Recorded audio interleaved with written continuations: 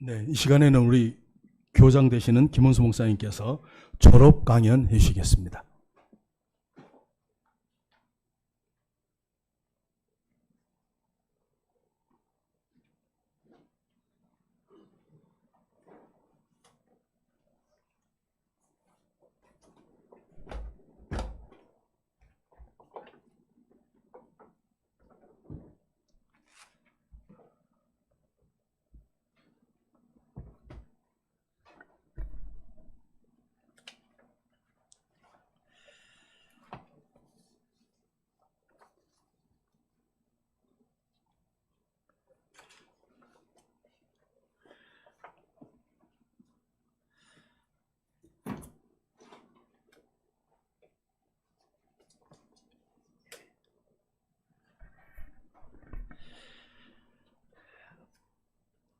오늘 졸업 강연의 주제는 존 로스의 성경 번역과 성경 반포가 한국 교회에 끼친 영향입니다.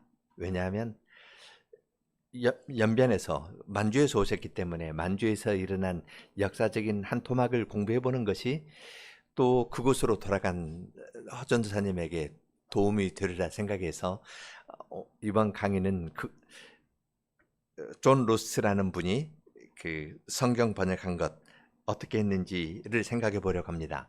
여기는 약간 다른 것도 있습니다. 뭐냐면 존 로스가 성경을 한국에 들어오지 않고 성경을 번역해서 권서인 혹은 매서인을 통해 가지고 성경을 전파했더니 이것 자체가 어떤 능력을 발휘한 것처럼 생각하는 경향들이 있습니다. 그래서 존 로스를 검색해 보면은 조금 이단들이 그렇게 합니다. 존 로스가 그랬듯이 내가 성경을 들고 지리산에 가서 3년 반 도를 했더니 구속사가 열렸다.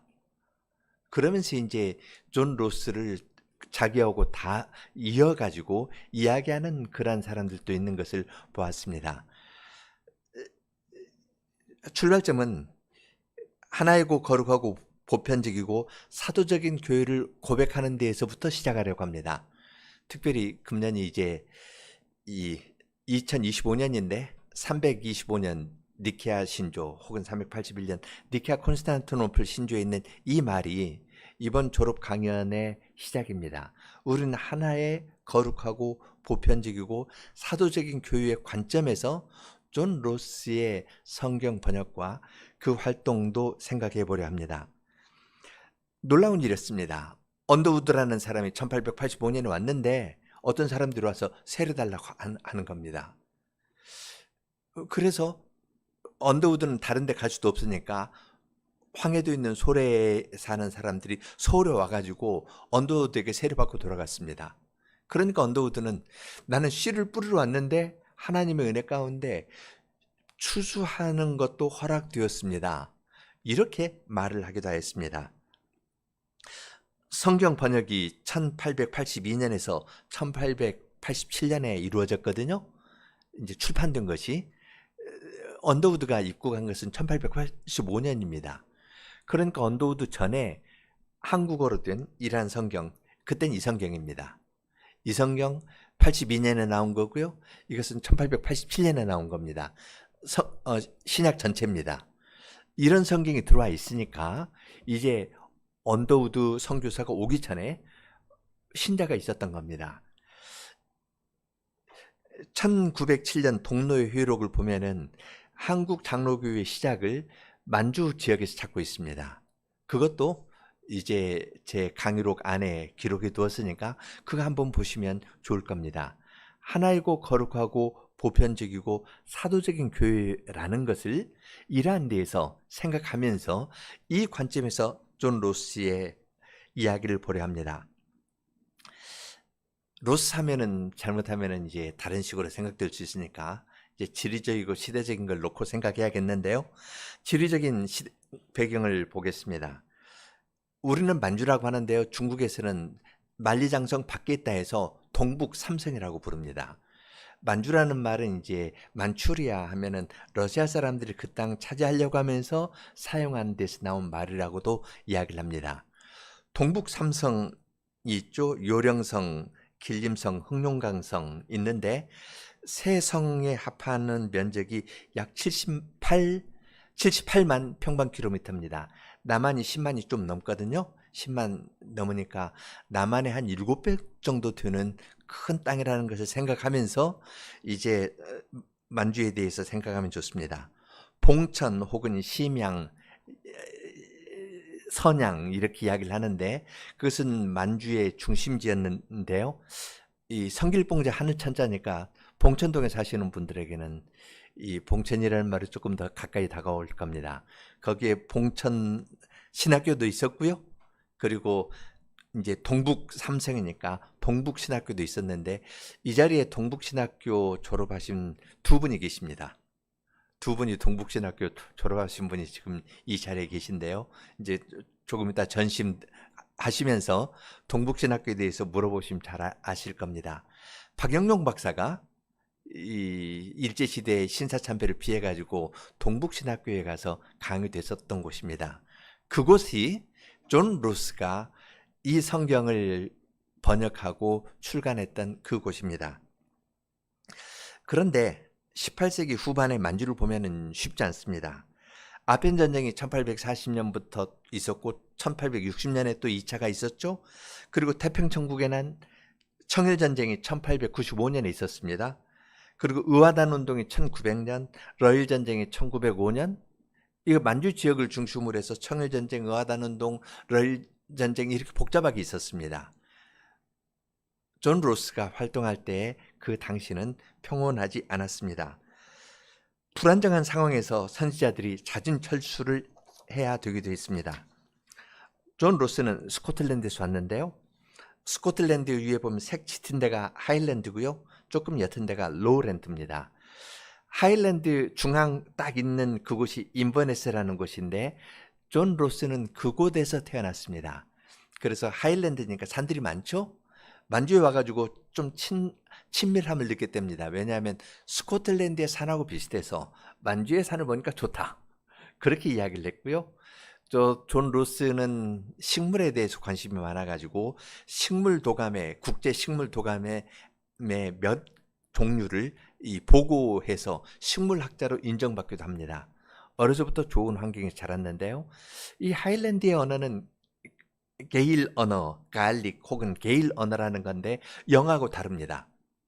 그것을 배웠고 학교에 들어간 다음에 이제 영어를 배웠습니다. 그래서 어려서부터 이중 언어를 했는데 마음 가운데 하일랜드에 있는 게일 언어를 쓰는 사람에게 복음을 전하고 싶었는데요. 그래서 하일랜드 지금 동쪽에서 태어났는데 서쪽 끝에 이제 뭐 포인틀리나 이런 곳에 가서 전도사 생활을 하기도 했었습니다. 그런데 하일랜드에서 일할 자리는 마련되지 않고요. 유라시아 대륙이 있으면은 지금 서북쪽 끝에 스코틀랜드가 있지 않습니까?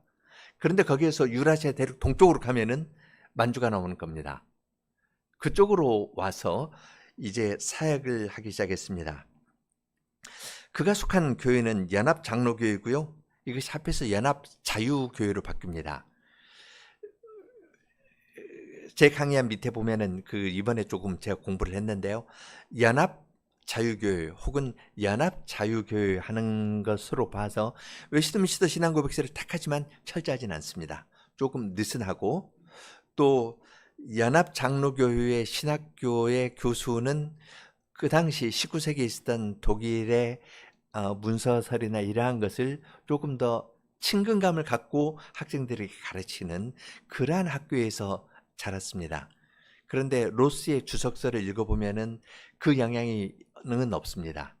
그 영향은 없지만 하여튼 분위기가 자유라는 말에서 볼 수 있는 것처럼 연합자유교회 혹은 연합이라는 말에서 볼 수 있는 것처럼 조금 더 넓은 데로 가고요. 그러니까 선교에 열심할 수가 있는 겁니다. 어떤 구절을 놓고 쫀쫀히 따지기보다는 우리 연합해서 조금 될 수 있으면 같이 가자. 이러한 대로 존 로스는 생각을 하고 활동을 했습니다. 날라와가지고 이제 유라시아 대륙 끝에 와서 사역을 했는데 로스가 내렸던 데는 연태입니다.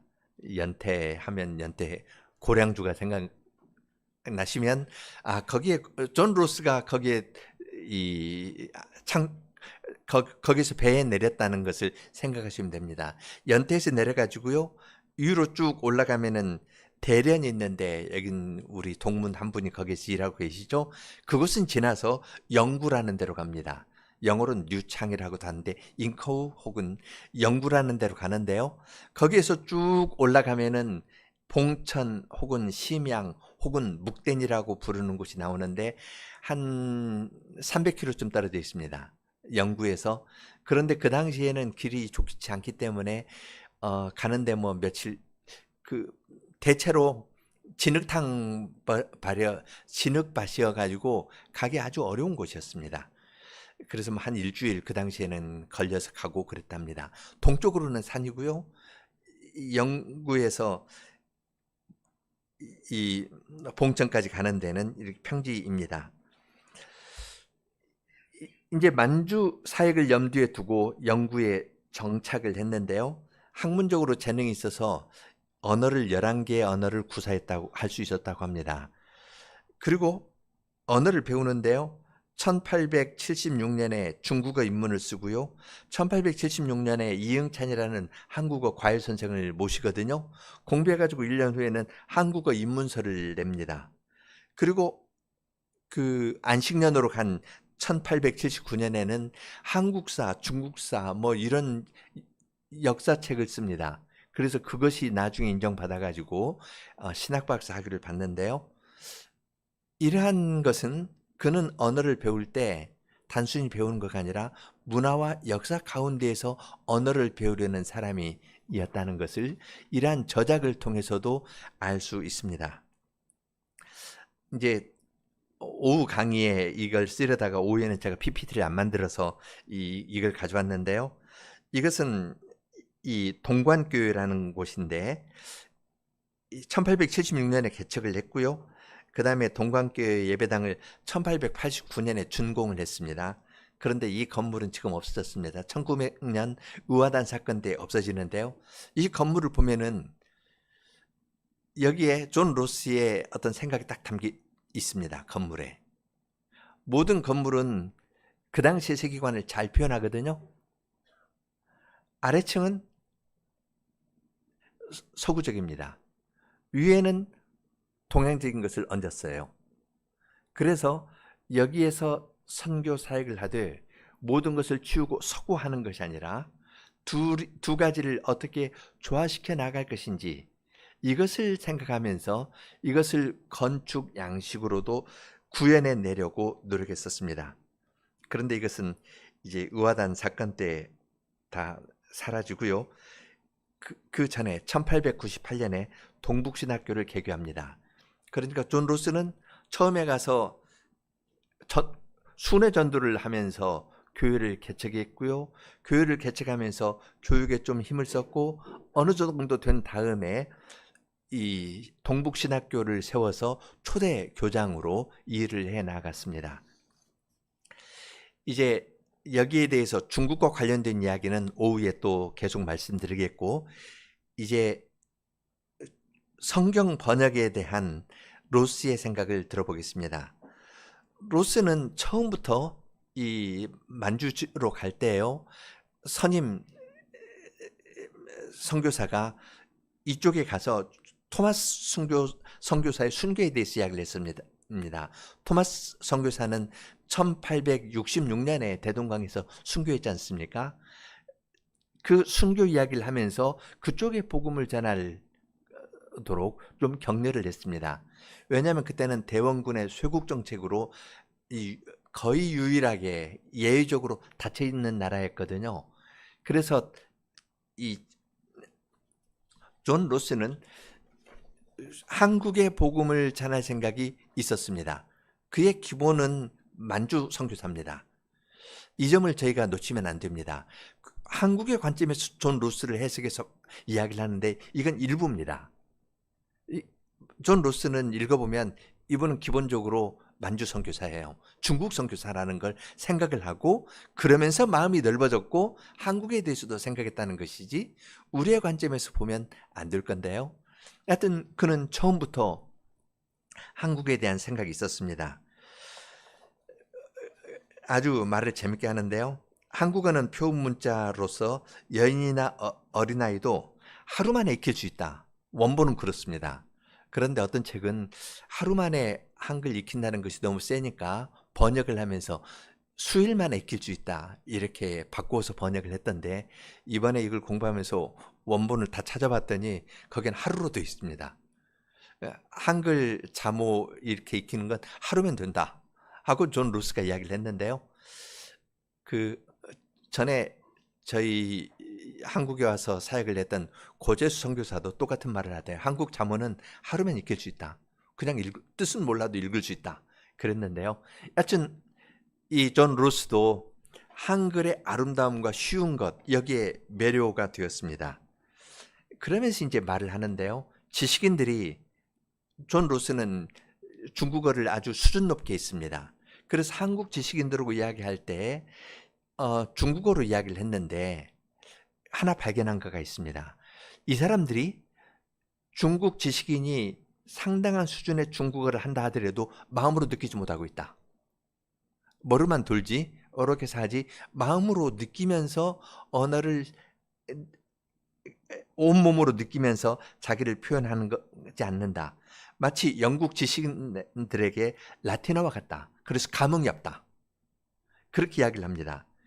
그런데 이 사람들이 좀 비문인 좋게 번역되지 않은 한국말을 읽으면 지식인이라도 웃는다는 겁니다. 마음에서 마음으로 통하니까. 그래서 이 성경을 한국어로 번역해야겠다고 존 루스는 결심하게 되었습니다. 그것을 1883년 The Korean Version of New Testament라는 그 글에 씁니다. 이것은 1882년 누가복음을 낸 다음에 이제 왜 어떻게 거기에까지 이르게 되었나 거기에 대해 쓰는데요. 그렇게 말합니다. 비록 사투리 때문에 차이가 있지만 1200만 영혼이 사용하는 이 언어로 성경이 번역되는 것은 중요한 일이다. 그때 한국 사람이 1200만이었다고 이야기를 하는데 로스의 다른 책 보면은 1500만 이야기합니다. 300만이 왔다 갔다 하는 것 같습니다. 여하튼 이 사람들에게 언어로 번역하고 싶다. 세상의 구주이신 그분의 놀라운 사랑을 모든 사람이 이해하고 일상생활에서 사용하는 언어로 식자층에게도 중국어 성경이 할 수 없는 것을 그들이 마음으로 알려주고 그 나라의 여성이나 하층민과 가난한 문명자들에게 분명하게 말해주려고 성경을 번역했다라고 이야기를 합니다. 그러니까 존 루스는요, 지적으로 갖춰진 사람입니다. 동시에 영혼을 사랑하는 마음이 있는 사람입니다. 지적인 것과 마음, 하나님을 향한 사랑이 있어서 이 일을 능히 해나갈 것을 우리는 볼 수 있습니다. 그 다음에 이제 그래서 2번 방문하는데요. 1874년인데요. 1874년하고 1876년인데 이 숫자가 엉망입니다. 1874년에 가는데요. 이 영구에서 고려문이라는 데까지 갑니다. 옛날 지도를 가져왔는데요. 이 지도를 보면 어떤가요? 산맥을 넘어야 되고 강을 건너야 됩니다.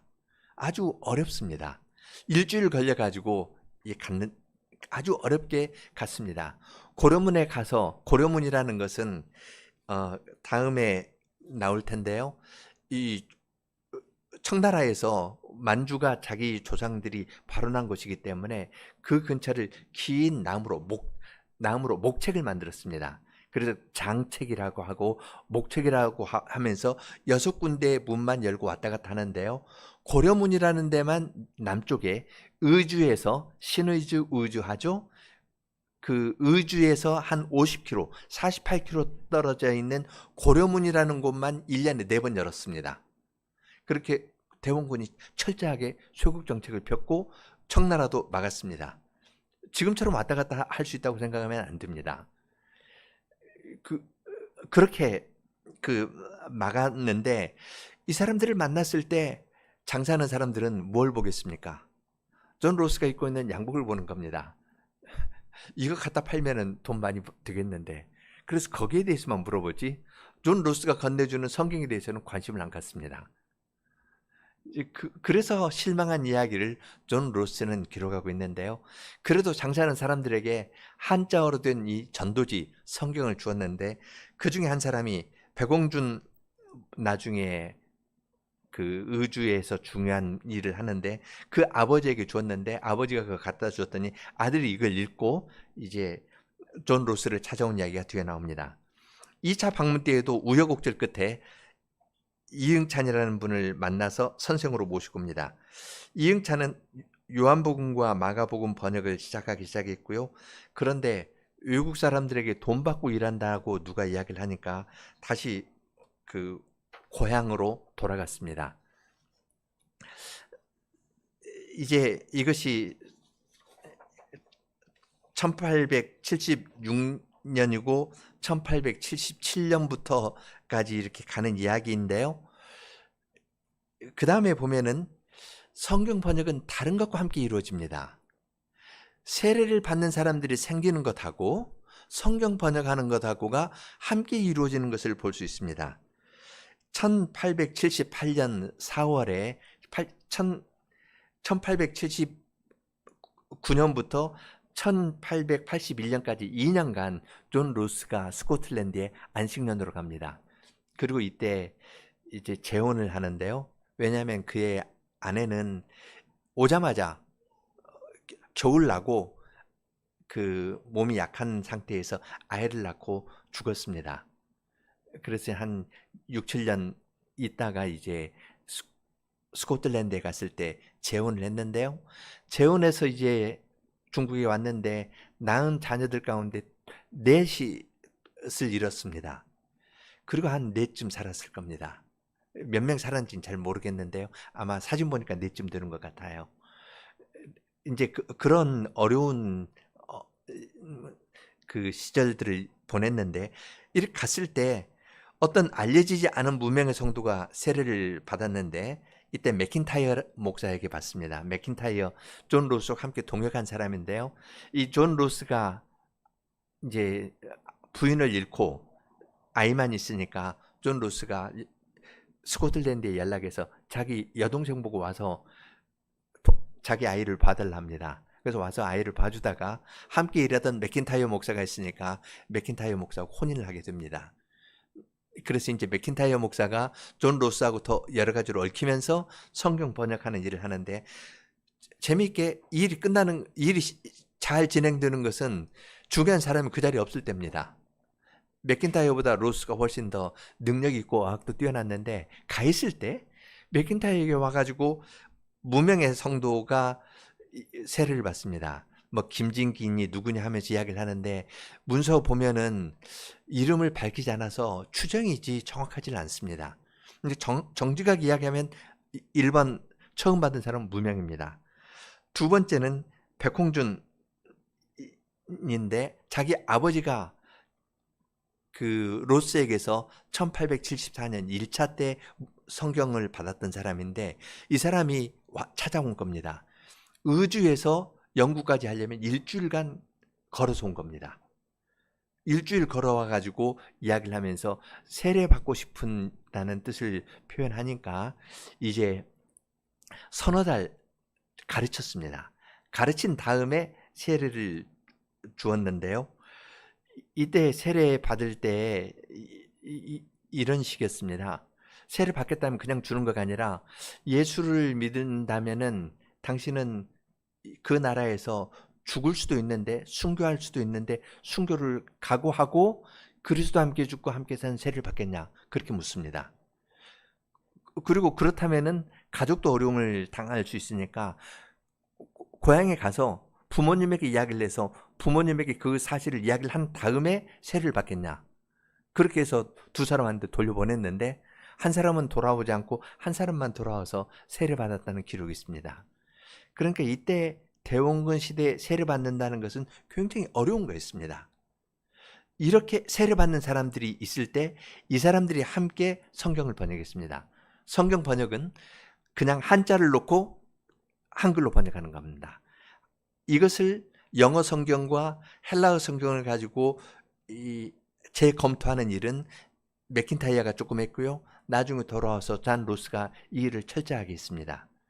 이러한 식으로 일을 했는데요. 백홍준이라는 분이 이제 그런 경우였고요.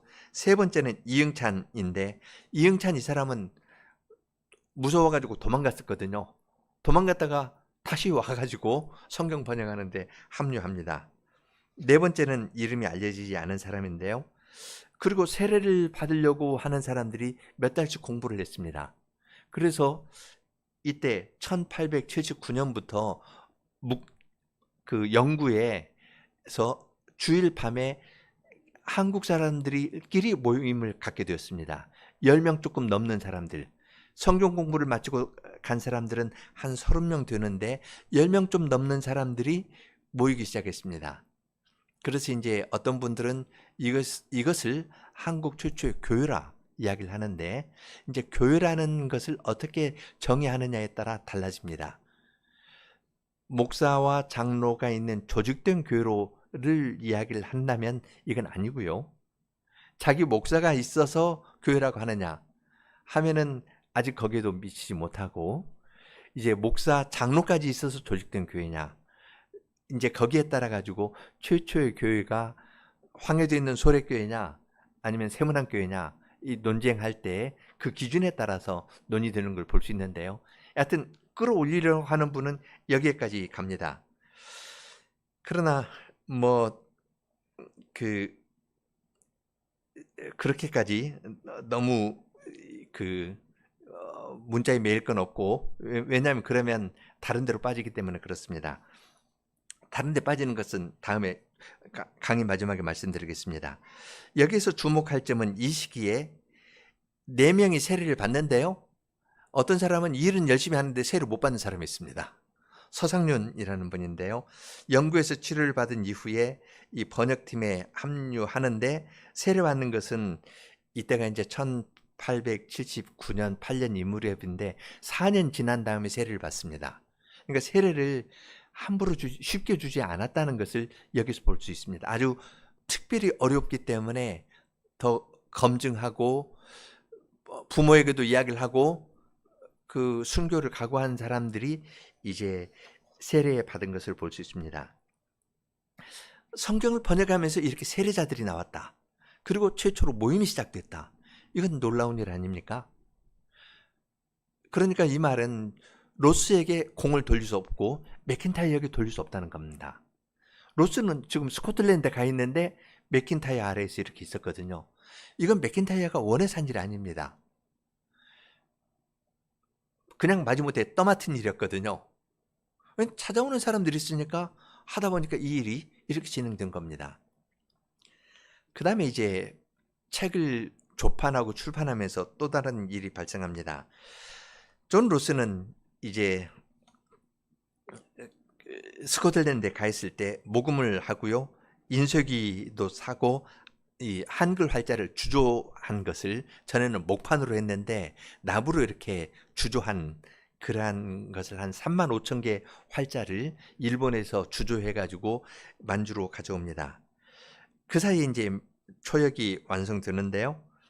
이제 로스는 돌아온 다음에 체계적으로 한 10명 정도의 사람과 함께 일을 하는데 한문 성경이 다시 번역하는 거 하고 영어 개정판 리바이스드 버전인데요.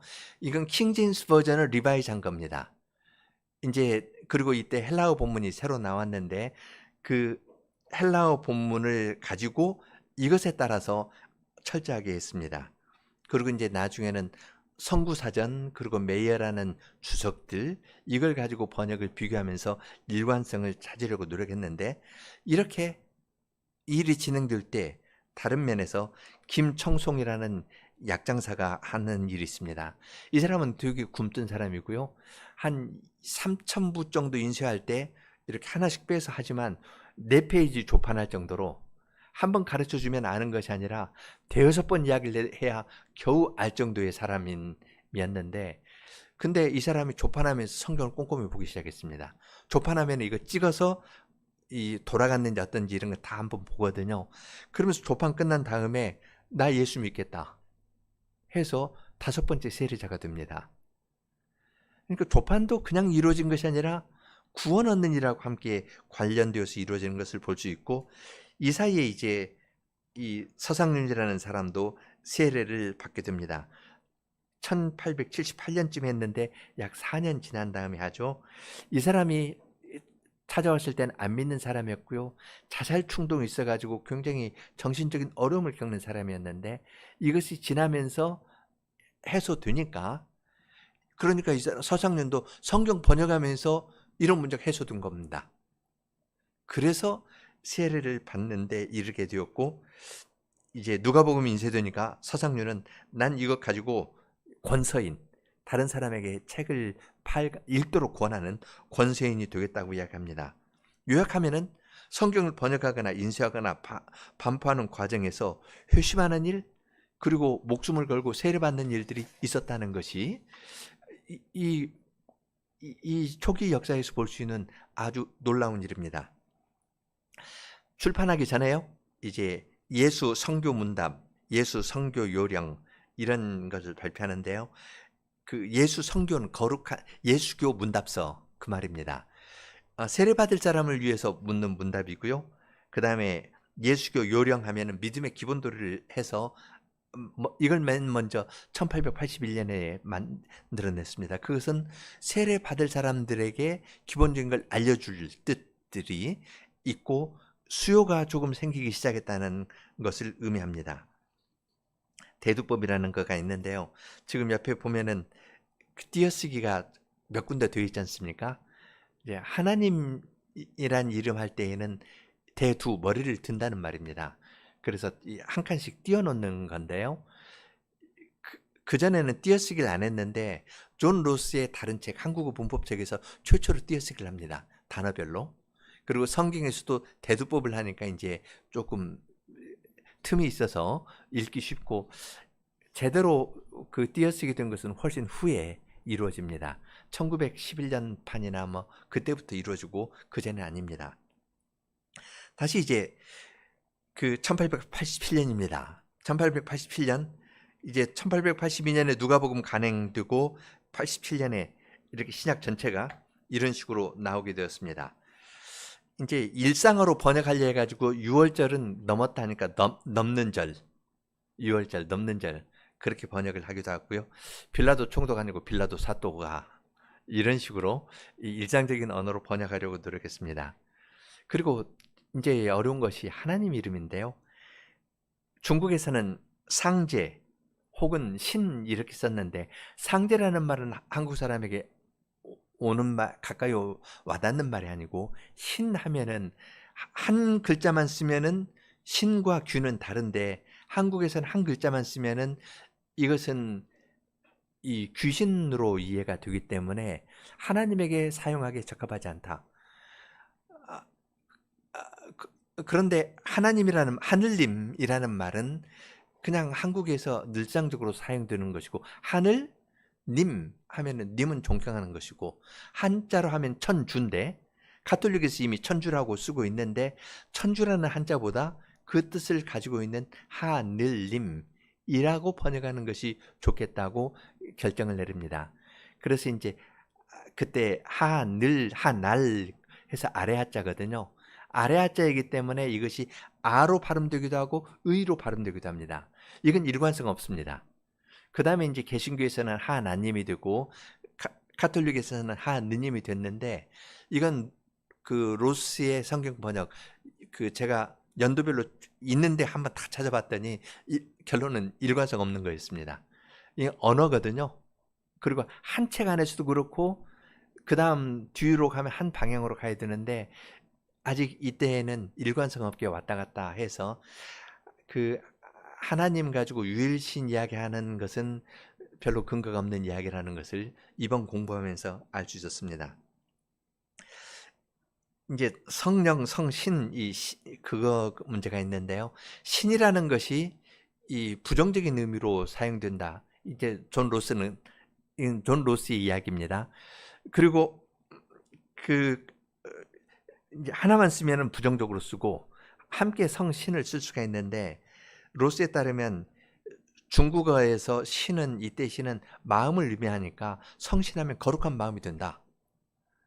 그러니까 이것은 쓰기에 적합하지 않고 영이라는 말이 스피릿 시라는 것을 의미하기도 하니까 성령으로 번역하겠다 해서 성령으로 로스는 하는데요. 그 다음에 구역에서 다시 성신으로 갑니다. 그래서 지금 이런 것들도 우리도 그냥 느낌에 따라 할 것이 아니라 한자에서 어떻게 썼는지, 어떤 논의가 이렇게 있었는지 이런 것들을 다 살펴갈 필요가 있겠다는 것을 이번에 공부하면서 좀 느꼈습니다. 이제 로스는 성경 번역을 1882년에 한 다음에 이 9월 달에 언더우드의 초청으로 갑니다. 이제 간 것은 두 가지 목적인데, 다른 하나는 그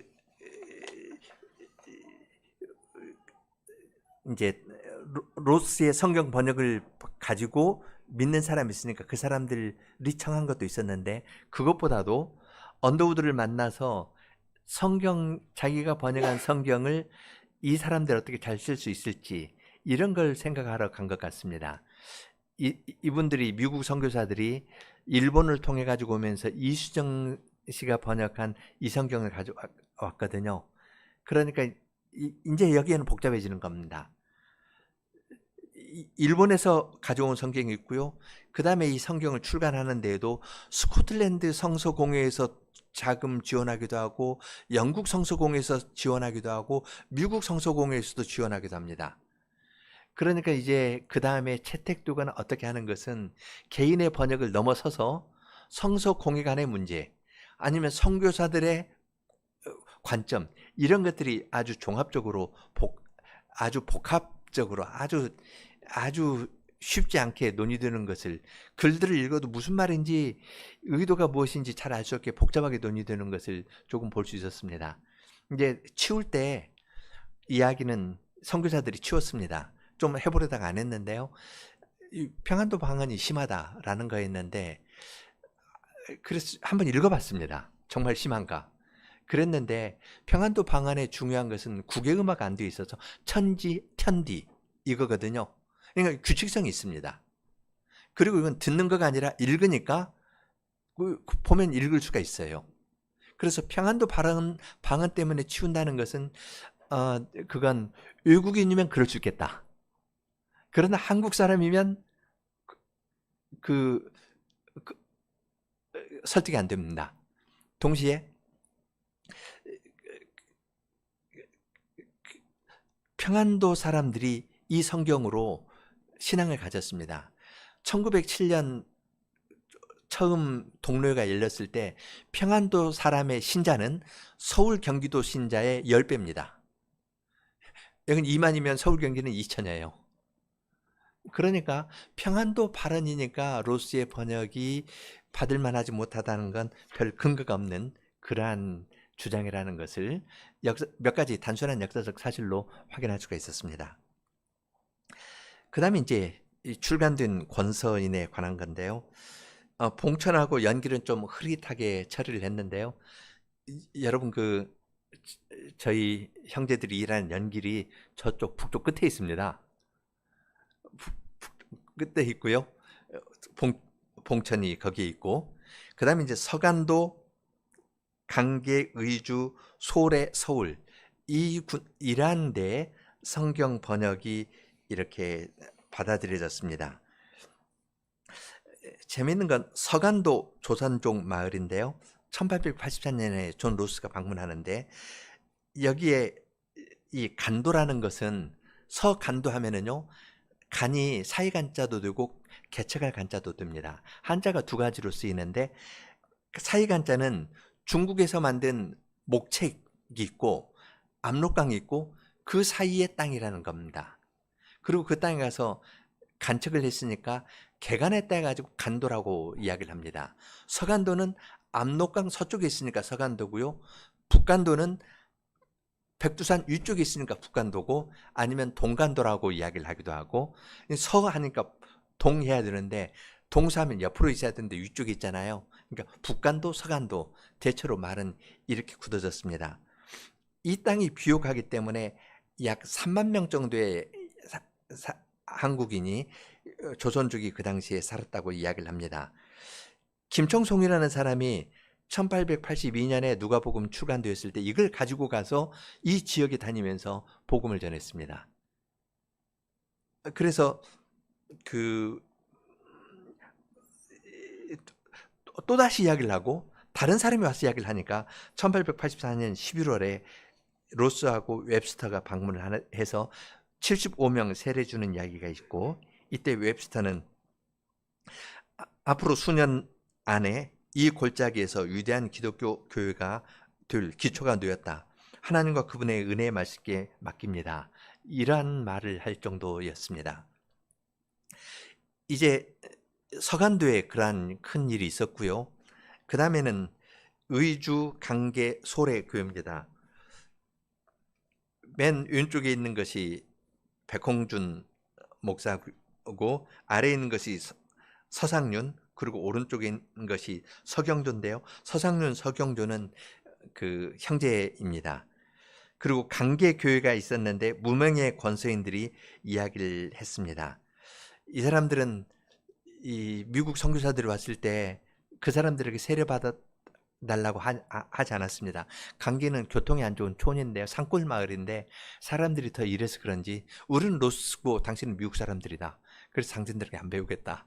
그랬는데 이때 1892년쯤에 그 존 로스하고 미국 북미 장로교회하고 언약을 맺어서 이 사람들은 그쪽으로 다 넘겨줍니다.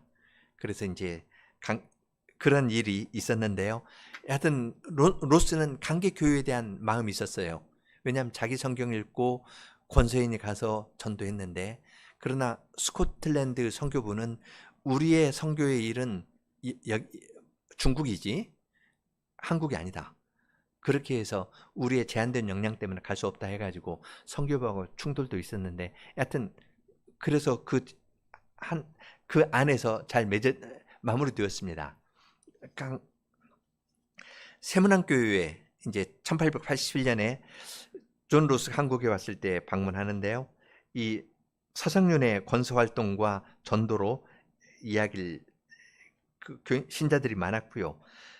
이 정동 장로교회, 이것이 나중에 세문안교회가 되는데 창립 멤버 14 가운데 13명이 서상륜의 전도한 사람이었습니다. 장로 둘이 있었는데, 장로 둘이니까 이제 이 세문안교회를 최초의 교회라고 이야기를 하는데요. 이분들은 서상륜의 사촌들이었습니다. 그러니까 존 로스가 성경 번역하고 권서인들이 한국 교회에 아주 구체적으로 교회적으로 열매 맺은 것을 알 수 있습니다. 이제 종합 이야기를 하자면요. 로스의 성경은 번역하고 출판할 때부터 회심하는 일, 세례받는 일이 있었습니다. 통상적이지 않습니다. 또 성경이 반복되면서 교회가 세워졌습니다. 그런데 이것을 가지고 이제 여기서 해석의 문제가 가는데요. 자생적 교회다. 한국 교회는 자생적 교회다. 선교사가 오기 전에 성경을 번역했고, 한국 사람들이 성경을 번역했고, 외국 선교사들이 체크를 했고, 그래서 한국 사람들이 또 그걸 읽었고 모였으니까 우리는 자생적 교회다. 기존의 교회 사관은 이제 한 걸음 더 나갑니다. 선교사적 사관이었는데 우리는 민족적으로 가야 된다. 그리고 로스가 이야기를 할 때 보통 사람들이 알아들을 수 있는 그 이른바 천민이 알아들을 수 있는 한글로 번역했으니까 이건 민중사관으로 이것을 해석해야 된다. 그렇게 이야기를 합니다. 그런 글을 읽었을 때 저도 이번에 그분들에게서 도움을 받은 것 많습니다. 왜냐하면 그분들이 아주 실증적인 연구를 정말 꼼꼼히 해놨거든요. 그리고 이 존 로스에 관한 모든 것을 2권으로 이렇게 묶어서 자료집을 만들어냈습니다. 18만 원이나 되는데요. 사서 봤습니다. 거기 보면은 다 나와요. 어떤 거 있으면 일일이 다 확인하면서 볼 수 있고, 그분들 노력에 대해서는 참 고맙게 생각하는데, 자생적 교회? 이 말에 가서는 퀘스천 마크를 붙이지 않을 수가 없습니다. 교회가 어떻게 자생적인가? 교회는 하늘에 계신 그리스도께서 말씀과 성신으로 영원전부터 불러 모으신 건데, 그리스도를 빼놓고, 머리 대신 그리스도를 빼놓고 자생적 교회론을 이야기를 하면서 선교사를 배척하고 우리는 민족적이다, 이렇게 이야기를 하는 것은, 이것은 가장 중요한 것을 놓치는 것이라는 생각이 들었습니다. 325년에 이야기하는 것은 거룩한 보편적이고 사도적인 하나의 교회거든요.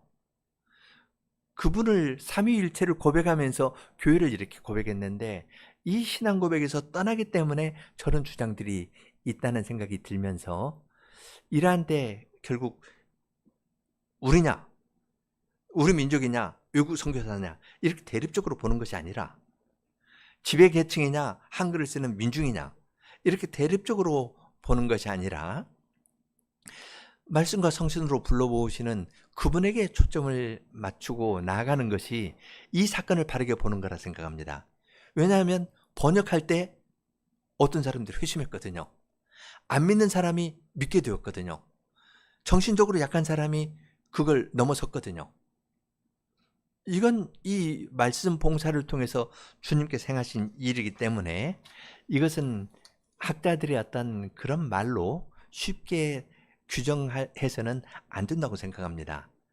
이제 오후에 존 로스의 선교 방법론에 대해서 이제 3자 정책과 관련해서 논의할 것이 있는데, 그건 또 오후에 말씀드리겠습니다. 제 졸업 강연 마지막 문단입니다. 허준사님 어디 계신가요? 제가 조금 볼 수 있게 이쪽으로. 예. 허준사님, 5년의 과정을 3년 반으로 단축하여 공부하느라 참 애를 많이 쓰셨습니다. 이제 동북 산성에 속한 길림성 영길로 갑니다. 로스가 영길을 직접 방문한 적은 없지만 그가 번역한 성경은 만주 지역에 널리 퍼져 있었던 것은 사실입니다.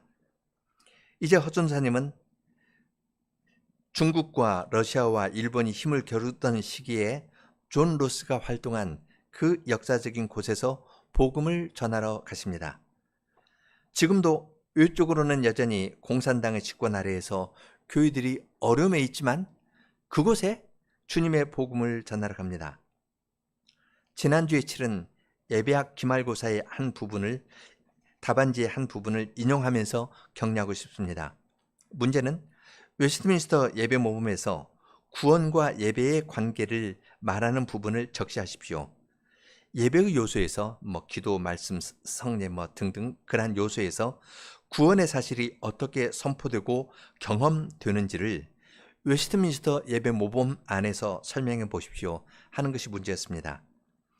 허준사님은 예배 모범을 샅샅이 살피면서 답안지를 채웠습니다.